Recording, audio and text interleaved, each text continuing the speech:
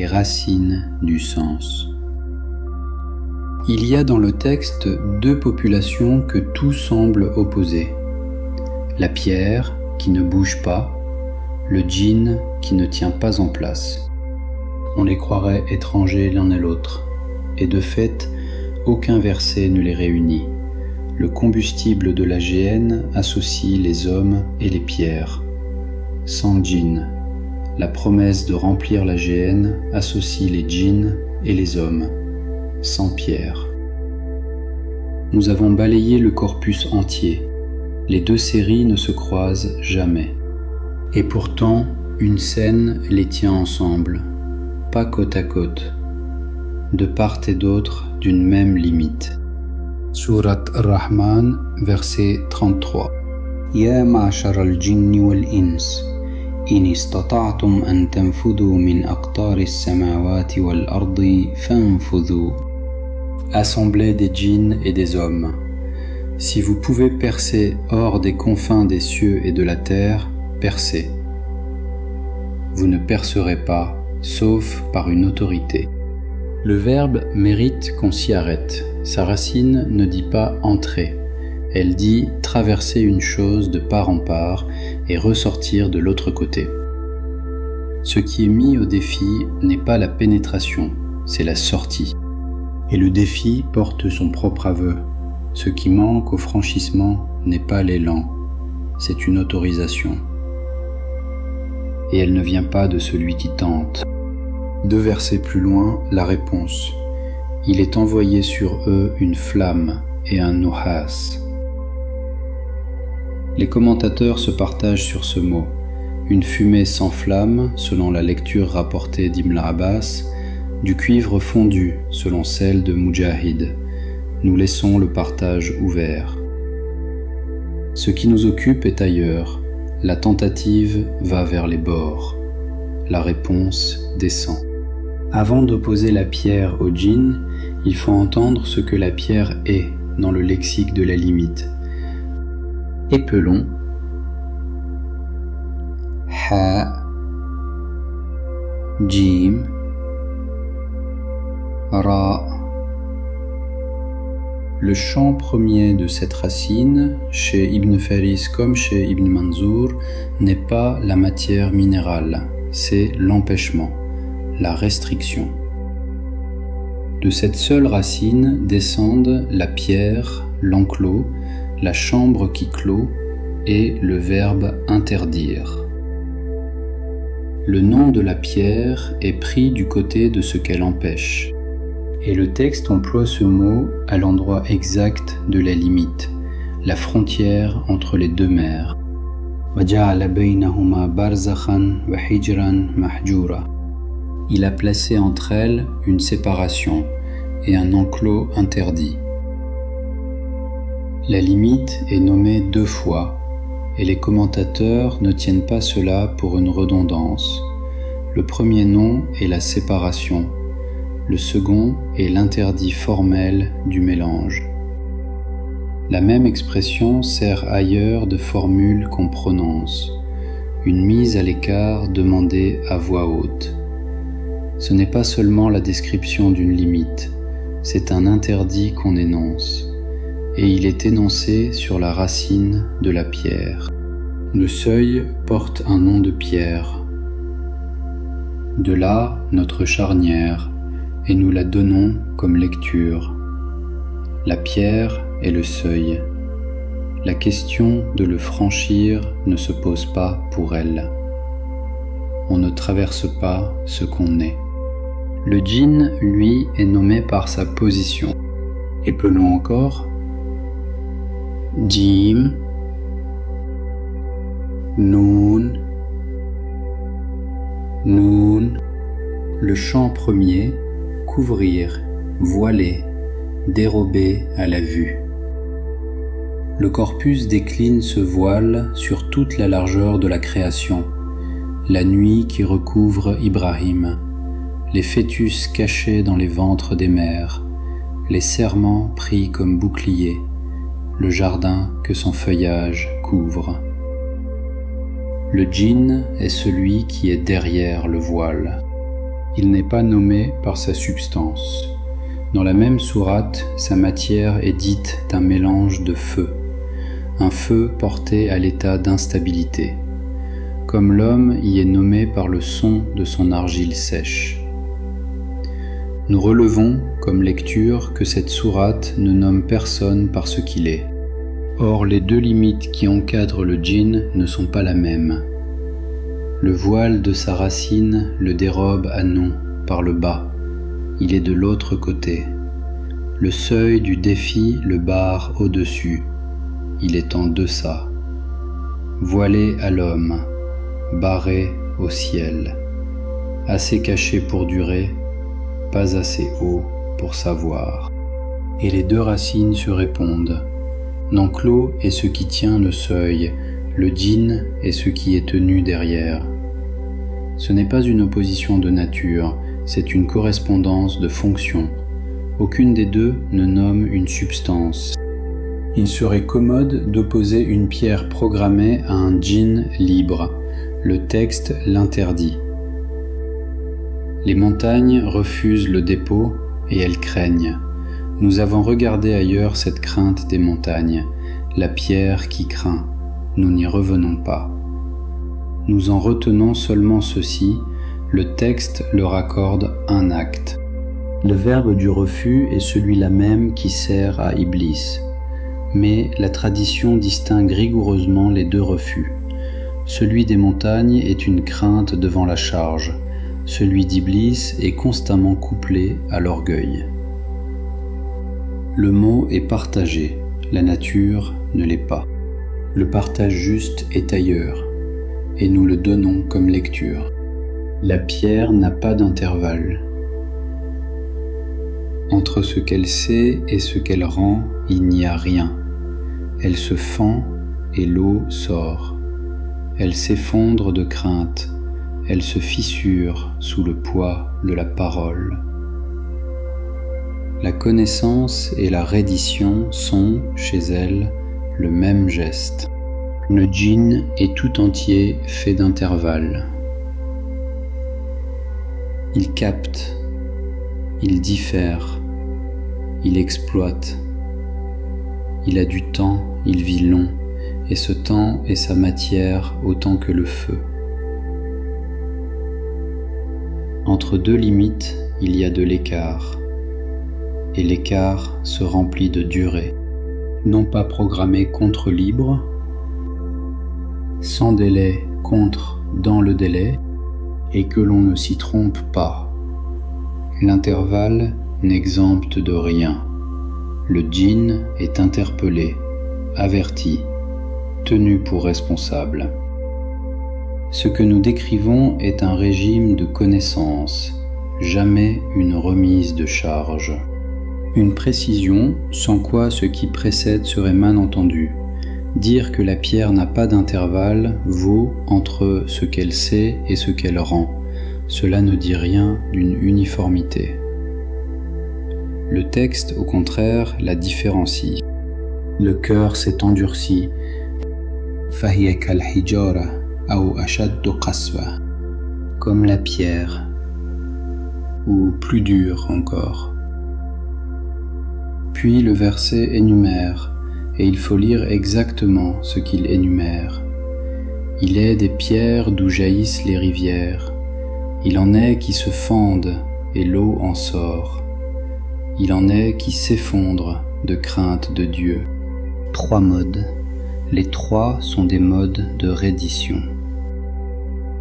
Nous avions dit du cœur qu'il refuse ce que le roc accorde. Il faut maintenant faire le pas suivant. Nous avons vérifié l'absence sur le corpus entier. Il n'existe aucun passage nommant une pierre qui refuse, qui résiste, qui reste close. Le verset ne connaît que des pierres qui cèdent, et c'est précisément ce qui accable le cœur. Il occupe une case que le texte n'accorde à aucune pierre. Le reproche n'est donc pas d'être minéral, il est d'avoir trouvé en dessous du minéral un degré de fermeture que le minéral ne connaît pas. et le lexique visse cette lecture d'un tour de plus. La pierre est nommée par l'empêchement, et c'est elle que le texte montre en train de céder. Le cœur dur fait l'inverse exact. Il barre sans emporter le nom, quand la pierre porte le nom sans barrer. Revenons à la frontière et posons 3 scènes côte à côte. Au défi des confins, la tentative va vers les bords. La réponse est envoyée sur eux. Devant la digue de Dhul-Qarnayn, la tentative veut percer. Ils ne purent la percer. La réponse fut versée dessus. Le métal en fusion coulait sur le fer. Au vol d'écoute, la tentative monte. Le trait poursuit celui qui monte. 3 tentatives, latérales ou ascendantes, 3 réponses qui descendent. La fonte est le mode le plus saisissant de ce refus. Un mur qu'on ne perce pas, parce qu'il a été coulé, non empilé, mais elle n'en est pas la loi. Ce que les 3 scènes partagent n'est pas une matière, c'est un sens de circulation. Le passage n'est pas refusé par une substance, il est refusé par une direction. Et l'objet de l'écoute barrée porte un nom. Le verset qui précède le trait perçant le donne. La yasma'una ila al-mala'il a'la.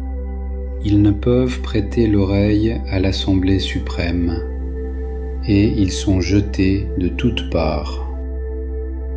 Ce n'est pas une frontière abstraite qui est gardée, c'est le pourtour d'une délibération. Ce qui est jeté porte lui aussi son nom, et c'est un nom de pierre. وَجَعَلْنَاهَا رُجُومًا لِلشَّيَاطِينِ.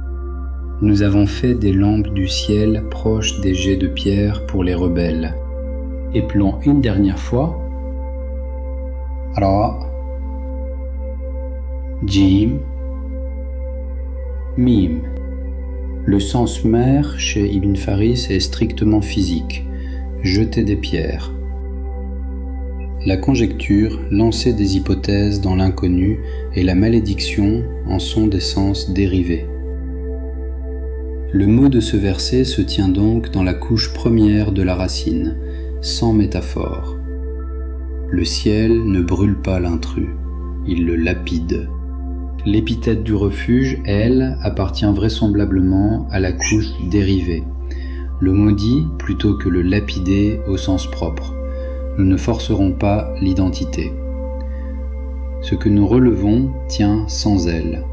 Le jet de pierre et la malédiction sortent du même matériau de langue, l'un au sens premier, l'autre au sens second. Et ce matériau, on le prononce à chaque ouverture de lecture. 2 bornes, à voix haute. Nous ne disons rien des météores comme objet, rien d'aucune mécanique céleste. Nous relevons un mot. Et ce mot de trait lui-même n'est pas réservé au ciel. C'est aussi le tison que Moussa promet de ramener à sa famille. Le terme dit le brandon, non l'astre. L'écoute a une date de clôture, et ce sont les djinns qui l'attestent. فَمَنْ يَسْتَمِعِ الْآنَ يَجِدْ لَهُ شِهَابًا رَصَدًا. Qui écoute maintenant trouve un trait en embuscade. Maintenant. Il y a donc eu un avant, et c'est l'intrus lui-même qui date la fermeture.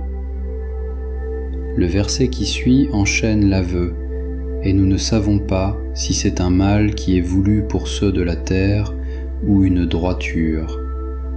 La clôture de l'accès produit, dans la même respiration, la confession d'ignorance. Le texte pousse la démonstration jusqu'à l'humiliation. Les djinns, au service de Sulayman, ne s'aperçoivent de sa mort que lorsqu'une bête de terre ronge le bâton qui soutenait le corps. S'ils avaient connu l'invisible, ils ne seraient pas demeurés dans le tourment avilissant. La question de leur connaissance est réglée avec une canne et un verre, et le sursis lui-même est daté, jusqu'au jour du temps connu. connu, mais de qui? De celui qui l'accorde, non de celui qui le reçoit. Nous proposons alors de lire ici 2 horloges, non une seule.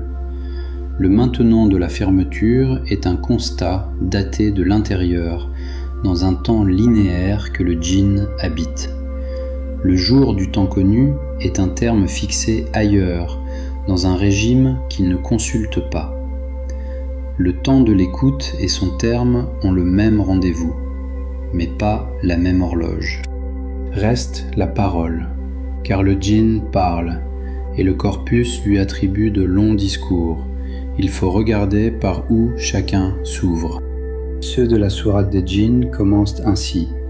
Nous avons entendu une récitation étonnante. Ceux de la sourate Al-Ahqaf, de même, nous avons entendu un livre descendu après Moussa.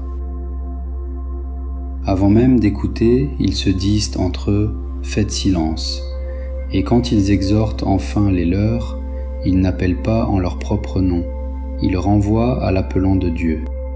Nous avons relevé mécaniquement sur le corpus entier tous les énoncés attribués à des djinns. 2 seulement ne s'ouvrent pas sur une écoute. Le premier, un puissant d'entre les djinns, propose à Sulayman d'apporter le trône. « Je te l'apporte, et j'en suis fort et digne de confiance. » Il ne dit pas ce qui est, il dit ce qu'il peut. Le second, un aveu au jour du jugement, arraché par une question, une réponse, pas une prise de parole. La catégorie de l'affirmation de connaissance sans écoute est vide. Le djinn parle de sa capacité, jamais de sa connaissance. Il dit « je peux », il ne dit « voici ce qui est », qu'après avoir dit « nous avons entendu ». Récepteur, jamais source, et sa propre parole le confesse. Le corpus referme lui-même le piège. Celui qui se déclare fort et digne de confiance appartient au groupe dont la mort de Sulayman démontrera qu'il ignorait ce qui se passait devant lui. La puissance est proclamée, la connaissance est absente, et c'est le même chantier. Reste alors le cas le plus haut, et nous ne l'écartons pas, Iblis, que le texte déclare des djinns. Sa parole est-elle l'exception? Regardons la scène dans ces 3 récits.